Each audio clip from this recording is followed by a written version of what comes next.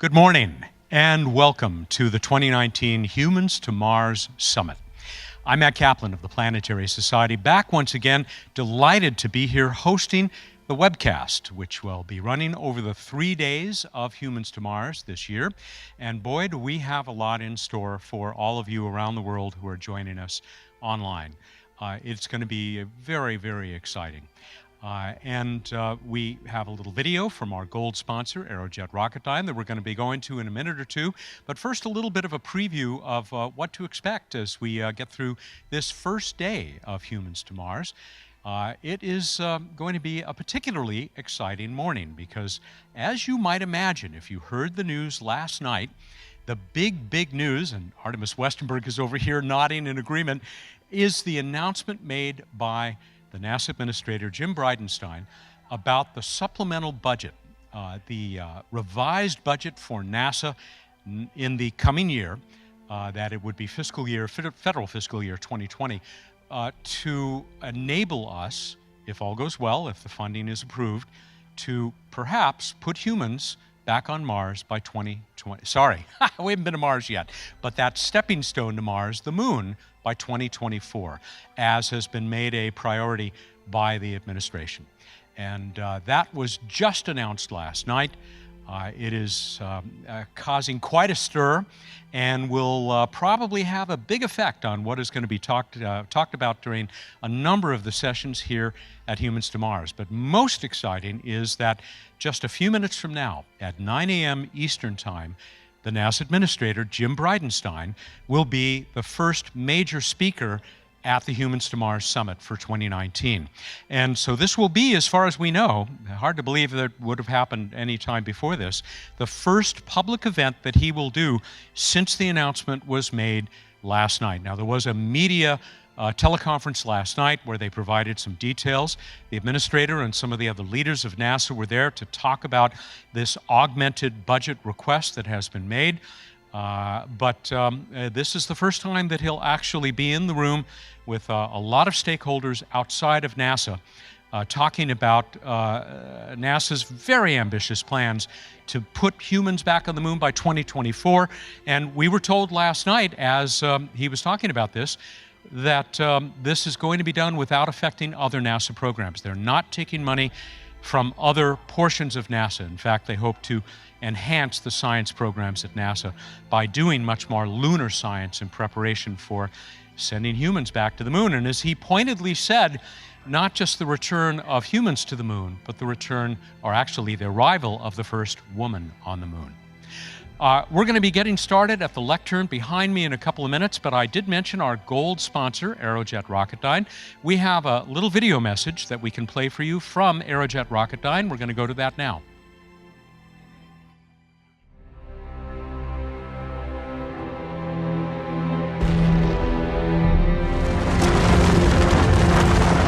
After 7 decades of exploring our solar system, Aerojet Rocketdyne is now embarking on its next great space endeavor, sending humans back to the moon and creating a deep space gateway. This lunar outpost will provide explorers a safe place to live and work while preparing for the long haul to Mars. Our power and propulsion elements will play a central role in the orbital maneuvering and station keeping, life support, and other essential electrical components on the deep space gateway. When the Space Launch System makes its climb into space, it will be powered by 4 RS-25 booster engines. Once the rocket has safely reached space, our jettison motor pulls the launch abort system away from the rocket. 4 RL-10 engines on the upper stage will then take over to propel the crew toward their destination.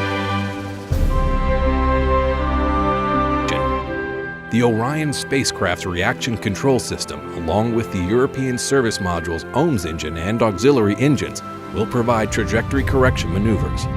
After 8 out of 8 successfully landed robotic missions on Mars and 5 orbiters circling the red planet, humans will soon be joining them. Sending habitats and cargo to Mars with electric propulsion ahead of the crew will enable shorter travel time and shorter setup time on planet. Additionally, we are working on nuclear thermal propulsion to quickly transport astronaut crews to deep space and safely back to Earth. The SLS rocket will also allow in-depth exploration of potential life-bearing worlds such as Europa. This extensive suite of propulsion will be responsible for opening this new chapter in space exploration, science, and discovery, and may one day reveal the answer to, are we alone in the universe? We're ready for the next giant leap in space exploration.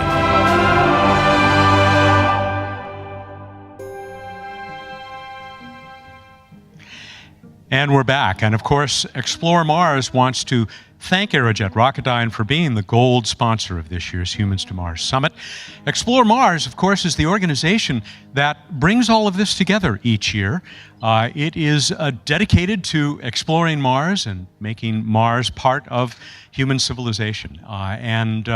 Its lead event, its premier event each year is what you're looking at right now. Again, if you've just joined us, I'm Matt Kaplan from the Planetary Society, back hosting the webcast, as I am absolutely delighted to do every year. This year, doing it at the National Academy of Sciences, which if you have been to DC and not been to the National Academy of Sciences, I recommend it very highly. I really got to poke around a little bit yesterday, and it is an absolutely gorgeous, spectacular building, really a temple of science, so really a very appropriate place for Explore Mars to have moved the Humans to Mars Summit to this year.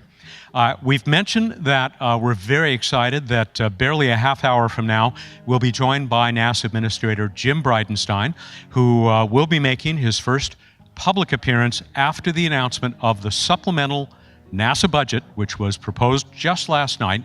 And that is the budget which, if all goes well, NASA is hoping will put humans back on the moon by 2024 as a stepping stone to Mars. And here at Humans to Mars, even though it's H2M, with the M generally standing for Mars, well, this year you might make it stand for the moon as well, because it is pretty clear that we are going to the moon as that stepping stone. And it makes a lot of sense to a lot of people to make that trip that's only going to take us 3 days away instead of months away, to prove out the technologies that will allow us to put human footsteps on Mars.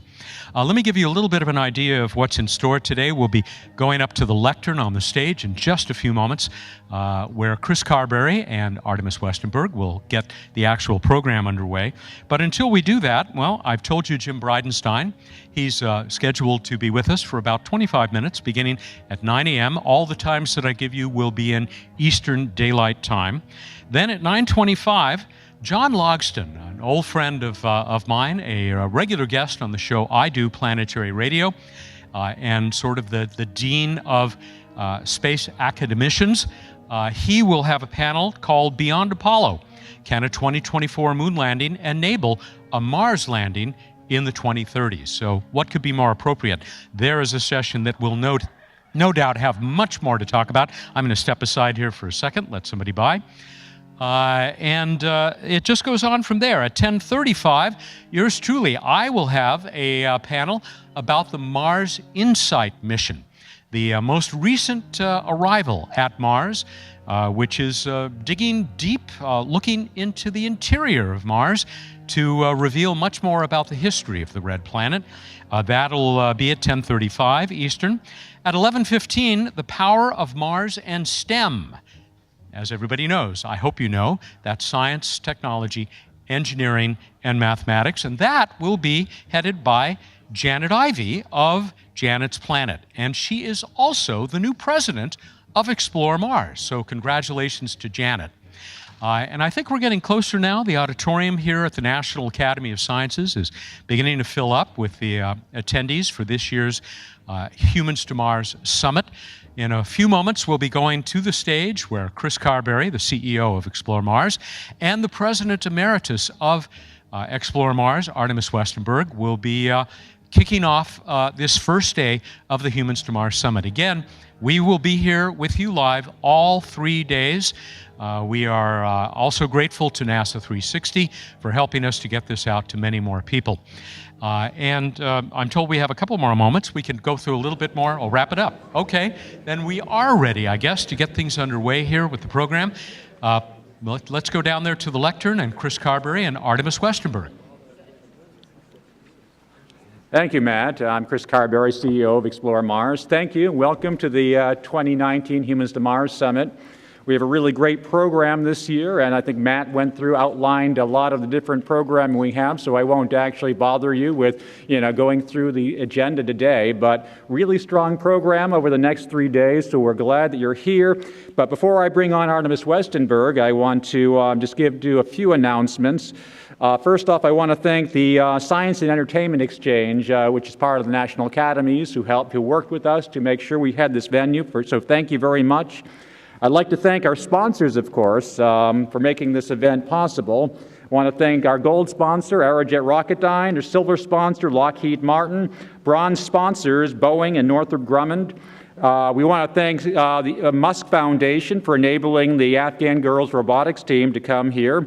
Our media sponsor, Space News, our webcast sponsor, the National Institute of Aerospace, our supporter sponsor, ULA. We have our reception sponsor tonight, the American Astronautical Society, Dollar General, who's our STEM education sponsor, our friend sponsors, Paragon, Space Development Corporation, BWXT, the Boldly Go Institute, and our official beverage sponsors, Ardbeg and Olsen. I see there's the wrong logo there, but that's all right. You should also see in your program, there's a list of all the other supporter organizations. There are too many of them for me to list, but all of them have been extremely helpful in making this event successful. So thank you to all of our partner organizations. For those of you looking for Wi-Fi, you just go to the website, you look for, you find guest, in the options. You just click that, it'll give you a prompt, and then just accept. It's pretty easy, so there is Wi-Fi here. As for food, we understand this area is a little more remote than our previous locations, but there are options around. We do ask you not to use the cafeteria downstairs because there's a limited space and the staff, needs to be able to access the cafeteria during lunch times. But there are food trucks nearby on the corners. Down near the Elliott School of Government at GW, there's a food court, and so you should have been all emailed that information where the nearest restaurants are. We also gave an extra half hour for lunch this year, so it's an hour and a half lunch each day, so you should have time to be able to find the local cuisine. And if you have any questions at the front desk, they can guide you to where the nearest food is. Later today, we will also email everybody the locations of all the breakout sessions tomorrow. As you know, tomorrow we have 3 breakout sessions. One will be here, but we also have 2 breakout rooms, which we will assign each of those and email you those. We also print them out and put them out in the lobby tomorrow morning. You should have all received the folders, when you walked in, one of which is the Humans to Mars report, which we just released today. And Joe Cassidy and Rick Zucker will be giving a short presentation on that in a few moments. But we will be distributing this to every member of Congress on Friday. So if there's anybody who also wants to help us distribute these, please let us know. We'll talk to you at the front, but we still need help, to find people to help distribute the reports. You can also still purchase Leonard David's book, Moonrush. He'll be doing a book signing over the course of the 3 days, and there's also a speaker's lunch with him tomorrow. I'll try to rush this along also. The restrooms, just if you go out the door on your right, you can find the restrooms. And all speakers, anybody who's a speaker, if you want to meet outside 15 minutes before your talk, you'll be escorted backstage so you can be microphoned up. So without further ado, and with all the announcements done, I want to introduce our President Emeritus of Explore Mars, Artemis Westenberg, who will get the show moving. Thank you very much.